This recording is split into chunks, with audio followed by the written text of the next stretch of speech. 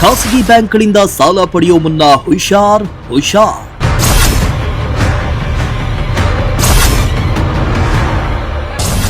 ಸಾಲ ಪಡೆದ ಗ್ರಾಹಕರಿಗೆ ಬ್ಯಾಂಕ್ನಿಂದ ಇದೆಂಥ ಮೋಸ.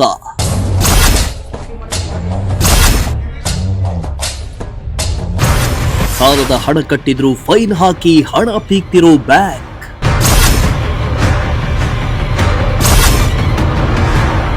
ಜನರಿಗೆ ಆಪತ್ಕಾಲದಲ್ಲಿ ಹಣದ ಅವಶ್ಯಕತೆಗಾಗಿ ಬ್ಯಾಂಕ್ ಫೈನಾನ್ಸ್ಗಳ ಮೊರೆ ಹೋಗ್ತಾರೆ. ದುಪ್ಪಟ್ಟು ಬಡ್ಡಿ ಹಾಕಿದ್ರೂ ಪರವಾಗಿಲ್ಲ ಅಂತ ಸಾಲ ಮಾಡ್ತಾರೆ.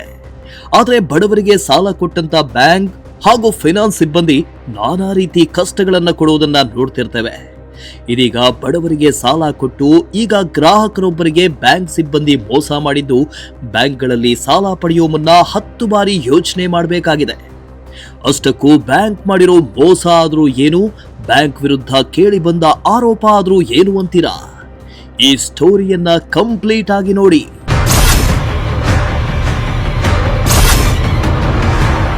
ತುಮಕೂರು ನಗರದ ಎಸ್ಐಟಿ ಬಳಿ ಇರೋ ಜನ ಸ್ಮಾಲ್ ಫಿನಾನ್ಸ್ ಬ್ಯಾಂಕ್ನಿಂದ ಗ್ರಾಹಕರೊಬ್ಬರು 2021ರಲ್ಲಿ ಸುಮಾರು 5 ಲಕ್ಷ ಹಣವನ್ನ %21 ಬಡ್ಡಿಗೆ ಸಾಲ ಪಡ್ಕೊಂಡಿದ್ದು, ಹಣವನ್ನ ಕಟ್ಟಿದ್ರೂ ಕೂಡ ಜಮೆ ಮಾಡದೆ 7 ದಿನ ತಡ ಮಾಡಿ ಕ್ರೆಡಿಟ್ ಮಾಡಿದ್ದಾರೆ ಅನ್ನೋ ಆರೋಪದ ಜೊತೆಗೆ ಜನ ಸ್ಮಾಲ್ ಫಿನಾನ್ಸ್ ಬ್ಯಾಂಕ್ ವಿರುದ್ಧ ಗ್ರಾಹಕರು ಸಾಲು ಆರೋಪ ಮಾಡ್ತಾ ಇದ್ದಾರೆ.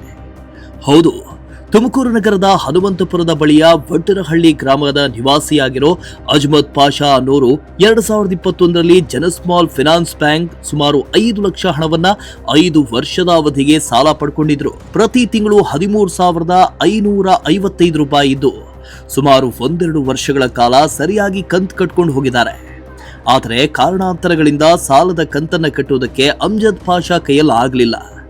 ಬಳಿಕ ಬ್ಯಾಂಕ್ನಿಂದ ನೋಟಿಸ್ ಬಂದ ಹಿನ್ನೆಲೆ 2024ರಲ್ಲಿ ಒಮ್ಮೆ 50,000 ಜಮೆ ಮಾಡಿ ಇನ್ನೊಮ್ಮೆ 25,000 ಹಣವನ್ನ ಕಟ್ಟಿದ್ದಾರೆ.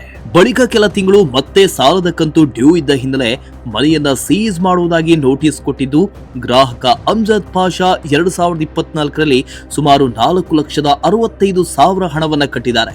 ಹಣ ಕಟ್ಟಿರುವುದಕ್ಕೆ ರಿಸಿಪ್ಟ್ ಅನ್ನು ಕೂಡ ಕೊಟ್ಟಿದ್ದಾರೆ. ಆದರೆ ಹಣ ಕಟ್ಟಿದ್ರು 7 ದಿನಗಳಾದರೂ ಕೂಡ ಲೋನ್ ಅಕೌಂಟ್ಗೆ ಕ್ರೆಡಿಟ್ ಮಾಡಿರೋದಿಲ್ಲ.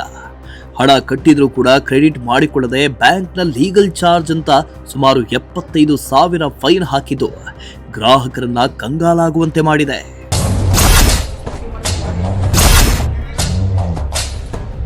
ಇನ್ನು ಖಾಸಗಿ ಬ್ಯಾಂಕ್ ಇಷ್ಟು ಮೋಸ ಮಾಡಿದ್ದಲ್ಲದೆ 4,65,000 ಕಟ್ಟಿದ ನಂತರ ಲೋನ್ ಕ್ಲಿಯರ್ ಮಾಡಿಕೊಡ್ತೇವೆ ಅಂದೋರು ಇದೀಗ ಮತ್ತೆ ಹಣ ಕೇಳ್ತಿದ್ದಾರೆ ಅಂತ ಗಂಭೀರ ಆರೋಪ ಮಾಡಿದ್ದಾರೆ. ಅಕೌಂಟ್ಗೆ ಅಮೌಂಟ್ ಕಟ್ಟೋದಕ್ಕೆ ಬಂದ ಸಂದರ್ಭದಲ್ಲಿ ಅಮೌಂಟ್ ಕಟ್ಟಿಸಿಕೊಳ್ಳದೆ ಫೈನ್ ಹಾಕುವಂತ ಕೆಲಸ ಮಾಡ್ತಾರೆ. ಇದೀಗ ಮನೆಯನ್ನ ಸೀಸ್ ಮಾಡ್ತೀವಿ ಅಂತ ನೋಟಿಸ್ ಕೂಡ ಕೊಡ್ತಾ ಇದ್ದಾರೆ.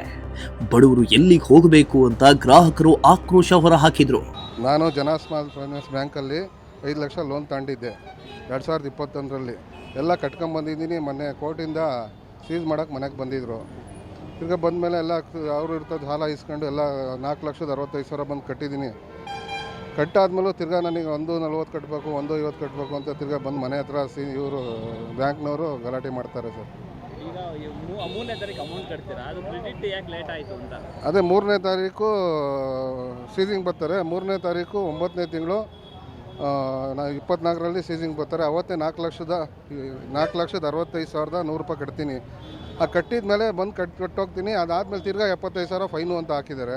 ಅದು ಕ್ರೆಡಿಟ್ ಆಗಿರೋದೇ 3ನೇ ತಾರೀಕು ಕಟ್ತೀನಿ, 10ನೇ ತಾರೀಕು ಕ್ರೆಡಿಟ್ ಆಗೈತೆ. ಇದೇನು ಅನ್ಯಾಯ. 75,000 ಫೈನ್ ಹಾಕಿದ್ದಾರೆ. ಈಗ ನಾವು ಬಡವರು ಸರ್, ಅಂಗಡಿ ಇಟ್ಕೊಂಡಿರೋದು. ಹಿಂಗೆ ಮಾಡಿರಿ ಹೆಂಗೆ ಸರ್? ನಮಗೆ ಎಲ್ಲ ಅನ್ಯಾಯ ಮಾಡ್ತಾ ಇದ್ದಾರೆ ಬ್ಯಾಂಕ್ನವ್ರೆಲ್ಲ ಸೇರಿ. ನೀವೇ ನ್ಯಾಯ ಕೊಡಿಸ್ಬೇಕು ಸರ್. 5 ಲಕ್ಷ ಲೋನ್ ಅಮೌಂಟ್ ಆಗಿದ್ದು ಸರ್ ಇವ್ರಿಗೆ 24ನೇ ಇಸ್ವಿಯಲ್ಲಿ 21/8 3ನೇ ತಿಂಗಳಲ್ಲಿ 5 ಲಕ್ಷ ಲೋನ್ ಆಯಿತು. EMI ಬಂದು 13,000 EMI 13,000 ಚಿಲ್ಲರೆ EMI ಇತ್ತು. ಅದನ್ನು ಪ್ರತಿ ತಿಂಗಳು ಕಟ್ಕೊಬರ್ತಾಯಿದ್ರು. ಮಧ್ಯದಲ್ಲಿ ಒಂದು ಸ್ವಲ್ಪ ಕಾಲ್ ಇಶ್ಯೂ ಆಯಿತು ಇವರಿಗೆ, ಮೆಡಿಕಲ್ ಇಶ್ಯೂ ಆಯಿತು, ಹಾಸ್ಪಿಟ್ಲಿಗೆ ಅಡ್ಮಿಟ್ ಆದರು. ಓಕೆ ಆಯ್ತು, ಹಂಗಾರು ಪರವಾಗಿಲ್ಲ ಅಂತೇಳಿ ಮನೆ ಹತ್ತಕ್ಕೆ ಬರೋರು ಇವರು EMI ಕಟ್ಟೋರು. ಬಂದು ಅಲ್ಲೇ ಚಲನ್ ಹಾಕ್ಸಿ ಕಟ್ಸ್ಕೊಂಡು ಹೋಗಿದ್ದಾರೆ. ಇಲ್ಲ ಅಂತ ಏನು ಹೇಳ್ತಾ ಇಲ್ಲ, ನಾವು ಕಟ್ಸ್ಕೊಂಡಿದ್ದಾರೆ. ಮತ್ತೆ ತಿರ್ಗಿ ಇವ್ರಿಗೆ ಗಮನಕ್ಕೆ ಬರ್ದಲ್ಲೇ ಏನು ಮಾಡಿದ್ದಾರೆ, 3 EMI ಪೆಂಡಿಂಗ್ ಆಗುತ್ತೆ. 3 EMI ಪೆಂಡಿಂಗ್ ಆಗಿದ್ದೇನೆ ಕೋರ್ಟಲ್ಲಿ ಕೇಸ್ ಹಾಕೋತಾರೆ. ಇವ್ರಿಗೆ ನೋಟಿಸೇ ಸರ್ವಾಗಿಲ್ಲ. ನಮಗೆ ನೋಟಿಸೇ ಸರಿ ಬಂದಿಲ್ಲ. ಮನೆ ಅಕ್ಕಪಕ್ಕ ಮನೆ ನೋಟಿಸ್ ಕೊಡಲೇಬೇಕು ತಾನೇ. ಬಂದು ಬೈ ಹ್ಯಾಂಡ್ ಕೊಟ್ಟಿದ್ದಾರೆ ಅಂತೇಳಿ ನೋಡಿ ಕೋರ್ಟಲ್ಲಿ ನಮ್ಮ ಗಮನಕ್ಕೆ ಬರ್ದಲ್ಲೇ ಕೇಸ್ ಹಾಕೊಂಡಿದ್ದಾರೆ. ಕೇಸ್ ಹಾಕೊಂಡು ಕೋರ್ಟಿಂದ ಸೀಜಿಂಗ್ ಆರ್ಡರ್ ತಗೊಬರ್ತಾರೆ ಸರ್.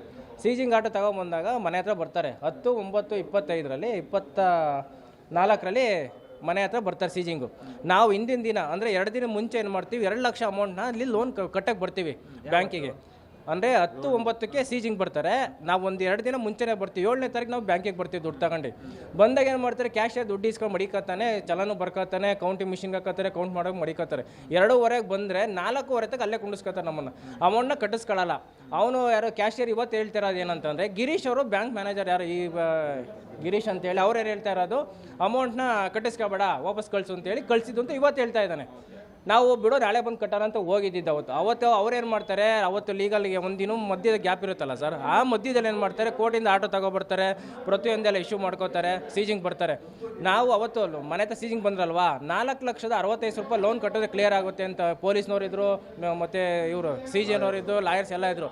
4,65,100 ರೂಪಾಯಿನ ಅವತ್ತೇ 10ನೇ ತಾರೀಕು ಕಟ್ಟಿಸ್ಕೊತಾರೆ.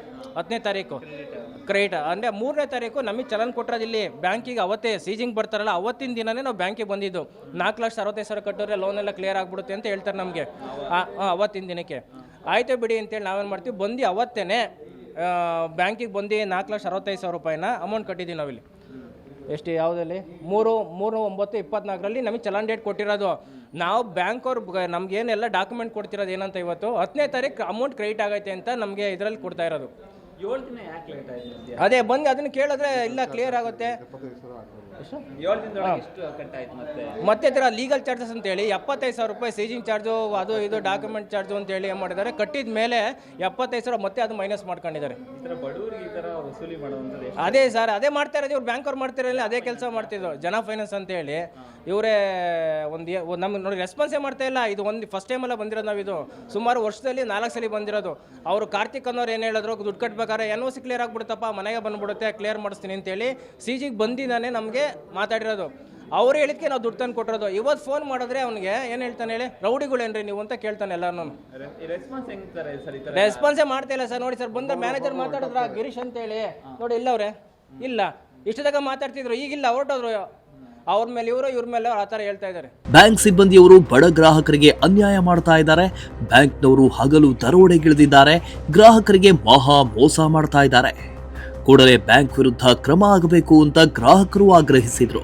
ಸರ್, ಇದು ಇಲ್ಲಿ ಬ್ಯಾಂಕಲ್ಲಿ ನಾನು ಕೇಳೋ ಪ್ರಶ್ನೆ ಏನಂದರೆ, 3ನೇ ತಾರೀಕು ಕಟ್ಟಿರೋ ಅಮೌಂಟು 10ನೇ ತಾರೀಕು ಕ್ರೆಡಿಟ್ ಆಗುತ್ತೆ. ಈಗ 75,000 ಲೀಗಲ್ ಚಾರ್ಜಸ್ ಹಾಕ್ತಾರೆ ಅಂದಮೇಲೆ ಇದು ಅನ್ಯಾಯ ತಾನೇ. ಇದು ಒಬ್ಬರಿಗೆ ಮೋಸ ಮಾಡ್ತಾ ಇರೋ ಥರ. ಅದು ಹಿಂದಿನ ಡೇಟೆ ಇವರೇ ಕಟ್ಟಿಸ್ಕೊಂಡು ಮನೆ ಸೀಸಿಂಗ್ ಮಾಡ್ತಾರೆ. ಇವರು ಒಬ್ರಿಗೊಬ್ರು ಮಿಂಗಲ್ ಆಗ್ಬಿಟ್ಟು ಎಲ್ಲರೂ ಮೋಸ ಮಾಡ್ತಿದ್ದಾರೆ. ಇದು ಅನ್ಯಾಯ ಸರ್. ಈ ಥರ 75,000 ಕಟ್ಟಿಸ್ಕೊಳೋದು ತುಂಬ ಅನ್ಯಾಯ. ಯಾರಿಗೇ ಆಗಲಿ 75,000 ಈ ಮನೆ ತಾವು ಬಂದು ಪಾತ್ರೆ ಎಸಿತೀರಿ ಅಂದರೆ ಯಾರ ಥರ ಎಸಿತೀವಿ, ಭಯ ಇರೋಲ್ಲ ಸರ್. ಆ ಭಯಕ್ಕೆ ಕತ್ತರಿಸ್ತಾರೆ ಇವರು. ಒಂಥರ ಹಗಲು ದರೋಡೆ ಮಾಡ್ಕೊಂಡು ರೌಡಿಸಮ್ ಮಾಡ್ತಿದ್ದಾರೆ ಎಲ್ಲರೂ. ಇವರು ಮ್ಯಾನೇಜರು, ಕ್ಯಾಶಿಯರ್ ಅಂತೂ ಇನ್ನೂ ಕೇಳೋದೇ ಬೇಡ. ಕೇಳಿದ್ರೆ ಕಟ್ಟಿಸ್ಕೊಡಲ್ಲ, ನಮ್ಮ ಮ್ಯಾನೇಜರ್ ಅವರು ಹೇಳಿದ್ದಾರೆ, ನೀವೇ ನನ್ನ ಕೇಳೋದು ಅಂತಾರೆ. ಮಕ್ಕನೇ ಕೊಡಲ್ಲ. ಅಲ್ಲಿ ನೋಡ್ರೆ ಈಗ ಹೋಗಿ ಕೇಳಿದ್ರೆ, ಈಗ ಬನ್ನಿ ಸರ್ ಬೇಕಾರೆ, ಈಗ ಕ್ಯಾಶಿಯರ್ ಕೇಳಿದ್ರೆ ನನಗೆ ಗೊತ್ತೇ ಇಲ್ಲ ಅಂತಾನೆ. ಈಗ ವಿಡಿಯೋ ಮಾಡಿದ್ರೆ ತೋರಿಸಿದ್ರೆ ಹ್ಞೂ ಸರ್ ನಮ್ಮ ಮ್ಯಾನೇಜರ್ ಹೇಳಿದ್ರು ಅಂತಾನೆ. ಈ ಥರ ಮೋಸ ಮಾಡಿಕೊಂಡು ಒಬ್ರಿಗೊಬ್ರಿಗೆ ನ್ಯಾಯ ಬೇಕು ಸರ್. ಇದಕ್ಕೇನು ಮಾಡ್ತೀರಾ ನೀವು, ನ್ಯಾಯ ಕೊಡಿ ಸರ್ ಮೀಡಿಯಾದಿಂದ. ಒಟ್ನಲ್ಲಿ ಕಷ್ಟ ಕಾಲದಲ್ಲಿ ಸಾಲ ಕೊಟ್ಟಿರೋ ಬ್ಯಾಂಕ್ ಇದೀಗ ಹಗಲು ದರೋಡೆಗೆ ಇಳಿದಿದ್ದಲ್ಲದೆ ಲೀಗಲ್ ಚಾರ್ಜ್, ಫೈನ್ ಅಂತ ಸಾವಿರಾರು ರೂಪಾಯಿ ಕಟ್ಟುವಂತೆ ಪೀಡಿಸ್ತಾ ಇದ್ದು ಬಡ ಗ್ರಾಹಕರಿಗೆ ಅನ್ಯಾಯ ಆಗ್ತಾ ಇದೆ. ಈ ಬಗ್ಗೆ ಸೂಕ್ತ ಕ್ರಮ ಕೈಗೊಳ್ಳುವ ಮೂಲಕ ಬಡ ಗ್ರಾಹಕರಿಗೆ ನ್ಯಾಯ ಒದಗಿಸಿಕೊಡಬೇಕಾಗಿದೆ. ಕ್ಯಾಮರಾ ಪರ್ಸನ್ ಸಂಜಯ್ ಜೊತೆ ದೀಪಕ್, ಪ್ರಜಾಶಕ್ತಿ ಟಿವಿ, ತುಮಕೂರು.